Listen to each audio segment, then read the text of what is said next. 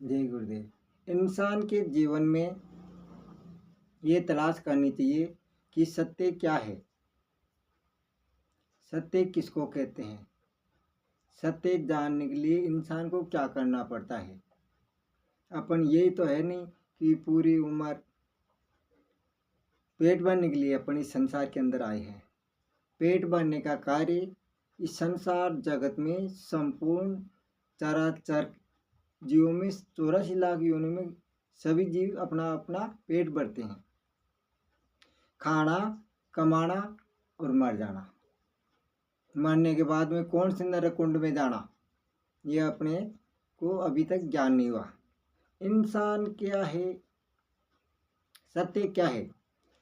सत्य इस संसार के अंदर जानने के लिए ऋषि, मुनि, पीर, फकीर, पैगंबर, त्यागी, वैरागी, महर्षि, संत, महात्मा, क्यों ये गृहस्थी उनको अच्छी नहीं लगती, शादी करना उनको अच्छा नहीं लगता, बच्चे पैदा करना उनको अच्छे नहीं लगता, गृहस्थ आश्रम में रहना सब चाहते हैं। लेकिन गृहस्थ आश्रम ऐसा एक कठोर आश्रम है, कोई आश्रम नहीं है। जैसे बालचर्य आश्रम हो गया, ब्रह्मचर्य आश्रम हो गया, गृहस्थ आश्रम हो गया, संन्यास वानप्रस्थ आश्रम का मतलब है संन्यास आश्रम। संन्यास आश्रम जाने के बाद में इंसान को शांति की महसूस होती है। गृहस्थ आश्रम एक ऐसा आश्रम है, माया जाल, मन और माया जाल ये अपने शीश के ऊपर, अपने सिर के ऊपर काल चक्र सदैव चलता रहता है। ये काल चक्र मन माया का जाल है, ये सब मकड़ी का जाल है। इस जाल के जमेले में इंसान जीव ऐसे फंस गया, उलझ गया। इंसान को सत्य का ज्ञान नहीं है। इंसान पहले बचपन में खेल कूद में निकाल देता है, उसके बाद में शादी हो गई, ब्रह्मचर्य आश्रम आ गया, उसके अंदर ब्रह्मचर्य आश्रम के अंदर खेलना कूदना, इधर उधर पढ़ाई लिखाई जो भी है जमेला है, संसार रूपी बंधन का, सब बंधनों से निकल के बाद में शादी, गृहस्थ आश्रम में शादी होने के बाद में गृहस्थ आश्रम में आ जाता है।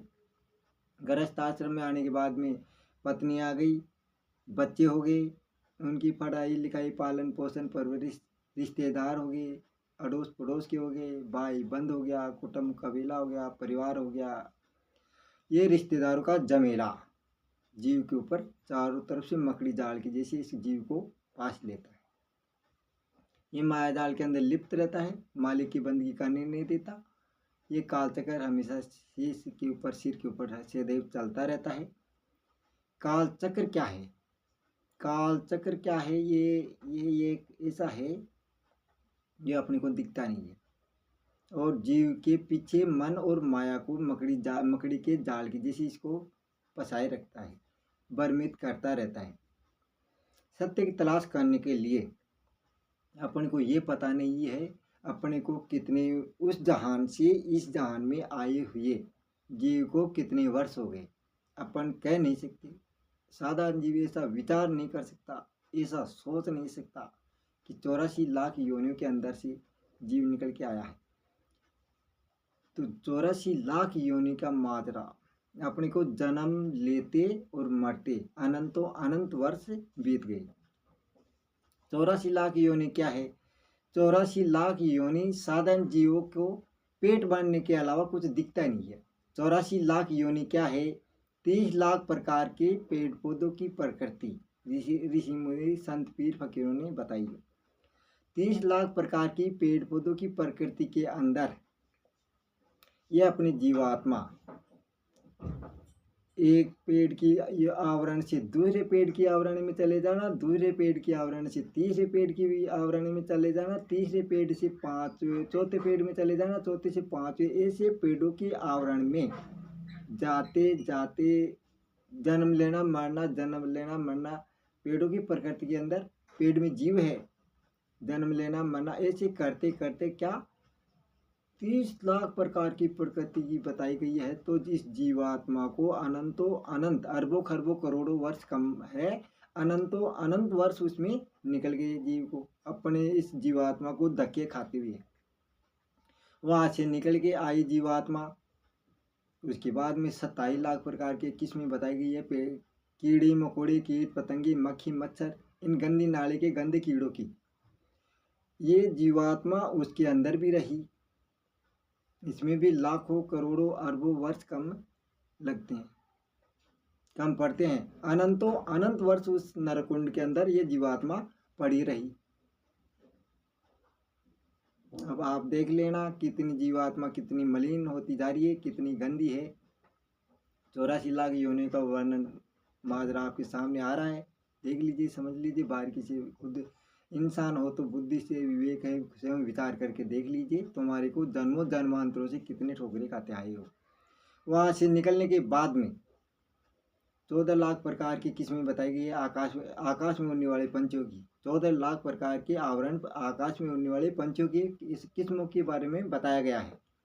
एक पंछी से दूसरे पंछी में चले जाना, जैसे तोता है, मैना है, बुलबुल है, खरगोश है, खरगोश नहीं गिद्ध है, कई प्रकार के आकाश में उड़ने वाले पंछी बहुत है। एक पंछी से दूसरे पंछी की योनि में जाना, दूसरे पंछी से तीसरे पंछी की योनि में जाना, तीसरे पंछी से चौथे पंछी की योनि में जाना, चौथे पंछी से पांचवें पंछी की योनि में जाना। ऐसे क्या 14 लाख प्रकार की आकाश में उड़ने वाले पंछियों की किस्मों के बारे में बताया गया है। उसमें आपको पता है उड़ने वाले जीव इधर से उधर गए, उधर से इधर आए, कभी दाना नहीं मिला, कभी पानी की तलाश में, कभी दाने की तलाश में, कभी रहने की तलाश में, कभी घोंसला बनाया, कभी आंधी आ गई, तूफान आ गया, बारिश आ गई, भयंकर काफी परेशानियों का सामना करना पड़ा। काल चक्र सब जीवों के पीछे लगा हुआ है। उस योनि में अनंतों अनंत वर्ष उसमें बीत गए। वहां से ये जीवात्मा निकल के आई।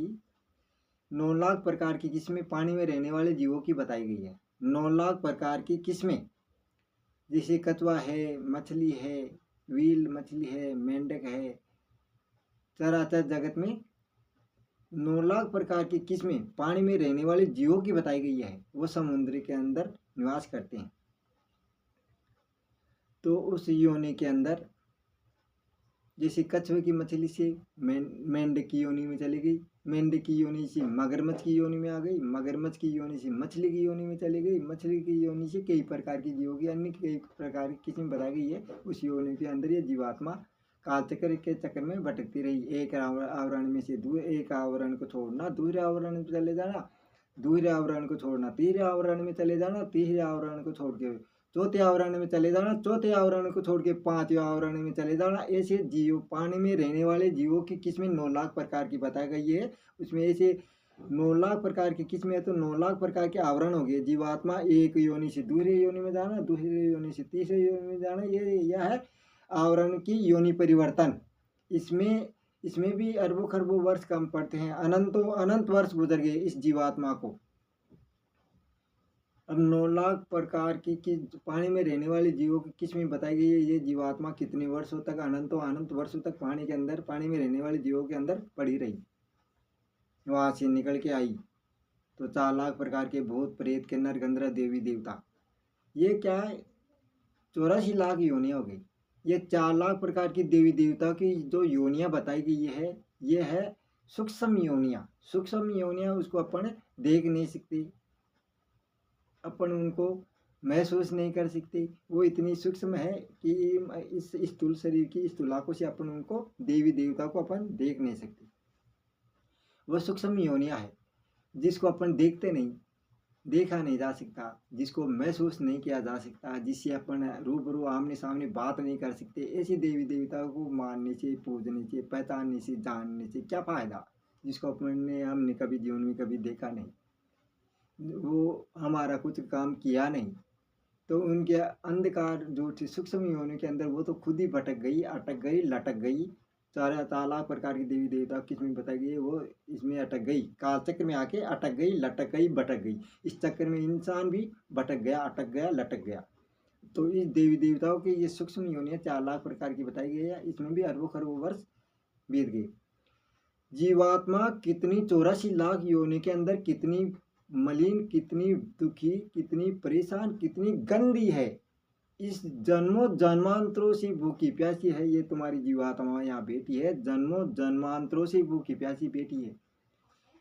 शरीर के लिए तो आप कुछ न कुछ रात दिन खाते रहते हो, कभी ये लड्डू खाना, बर्फी खाना, गुलाब जामुन खाना, कई प्रकार के फल फ्रूट खाना, बकरी भैंसे मुर्गा ये खाना, ये राक्षसों का काम है। शरीर के लिए शरीर रूपी भट्टी में आप डालते रहते हो इसको चलाने के लिए। आपने ये कभी नहीं सोचा कि 84 लाख योनियां पार होने के बाद में ये जीवात्मा जन्म, अपन तो खाते रहते हैं, जीवात्मा जन्मों जन्मांतरों से भूखी प्यासी यहाँ बैठी है, इसके भोजन क्या है? इसका भोजन है सतगुरु जी का नाम। इस संसार के अंदर अगर नाम नहीं लिया, सत्य का ज्ञान नहीं है, सत्य क्या है पहले तो ये समझना जरूरी है कि सत्य क्या है। अभी 84 लाख योनियों का माजरा हमने अभी बताया है, ये 84 लाख योनियां हो गई। जीवात्मा अनंतों अनंत वर्षों से धक्के खा रही है, भूखी प्यासी बेटी, यहाँ इसका भोजन है सिमरन। आप किसी भी रूहानी पीर फकीर पैगंबर संत महर्षि त्यागी वैरागी से आप नाम दान लीजिए, नाम का सिमरन कीजिए।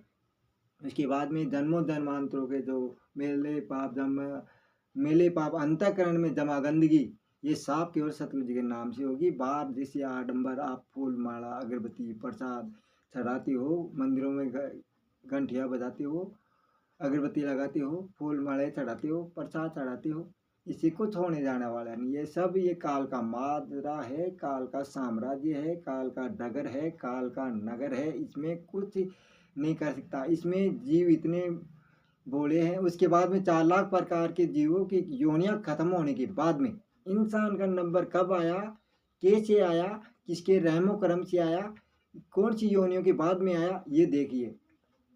ये 84 लाख योनियां खत्म होने के बाद में आपने चौपाई जानवरों की जंगल में देखा होगा, जो मांसाहारी होते हैं, जैसे शेर है, चीता है, भालू है, लोमड़ी है, गिद्दड़ है, कुत्ते हैं, जंगली बिल्लियां हैं, ये क्या मांसाहारी जानवर, जिसे सर्प योनियों के अंदर भी होती है मांसाहारी योनियां। तो ये क्या, एक जीव छोटे जीव को फाड़ देता है, चीर देता है, खा जाता है, अपने पेट की भूख, पेट में लगी अग्नि रूपी भूख को शांत करने के लिए बड़ा जीव छोटे जीव को खा जाता है, निगल जाता है, परेशान कर देता है। जंगलों में आपने जंगली जानवरों की हरकत नहीं देखी है तो जाके देख लेना।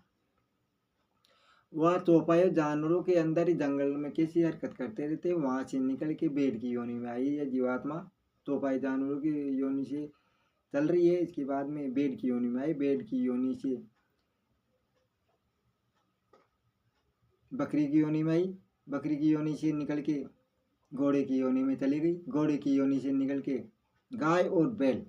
84 लाख योनियां खत्म होने के बाद में, ये चौपाई जानवरों की योनियां खत्म होने के बाद में सबसे अंतिम पायदान पर गाय और बैल, गाय के स्वरूप में स्त्री, गाय से स्त्री का स्वरूप हो गया, बैल से पुरुष का स्वरूप हो गया। जब इंसान की देह मिली है, अब आप खुद नज़र पसार के देख लीजिए, इतने अंधे नहीं होना। काल चक्र का साम्राज्य है, इसमें इंसान को नज़र खोलनी चाहिए, ज्ञान होना चाहिए, एहसास होना चाहिए अपने अंतरात्मा के अंदर, अपन कहाँ से आए थे, कहाँ पर रह रहे हैं। श्वास रूपी डोर टूटेगी, पता नहीं कौन से नरकुंड में जाके गिरेंगे। तो ये इंसान को देख लेना चाहिए। 84 लाख योनि का माजरा हमने अभी बता दिया। तो सत्य क्या है, इसके लिए तो काफ़ी मशक्क़त करनी पड़ती है। आपने जंगल में नहीं देखा, ऋषि मुनि त्यागी वैरागी पीर फकीर पैगंबर दिगंबर वैरागी जो भी जितने भी संत महात्मा हुए, वो इस गृहस्थी का जमेला, ब्रह्मचर्य संन्यास आश्रम, ब्रह्मचर्य आश्रम और ये गृहस्थ आश्रम, तीनों का त्याग करके बचपन में ज्ञान हो गया सत्य का, मालिक की तलाश के लिए वो पूरा जीवन संन्यास में निकाल दिया। उनको पेट बनने, उन्होंने सोच लिया, उनकी जीवात्मा में सत्य का ज्ञान हो गया कि संसार के अंदर जो अपने आंखों से दिखता है, देखते हैं, वो ही विनाश का कारण। अपनी आंखों से नीचे नीचे काल की हद है, अपनी आंखों से जो दिखाई देता है वो सब नाश होने वाला है। एक एक करके जन्म लेते हैं, एक एक करके मर जाते हैं। सबकी उम्र है, जैसे पर्वत की योनि लाख वर्ष की होती है, धातु की योनि 1 लाख वर्ष की होती है। बाकी सब चराचर जगत में 84 लाख योनियों में अलग अलग उम्र का तकाजा अलग भागों में विभाजन किया गया है। तो इंसान को सदैव सत्य की तलाश करनी चाहिए और ये नई इंसान को इंसानियत बनाए रखनी चाहिए। जय गुरुदेव।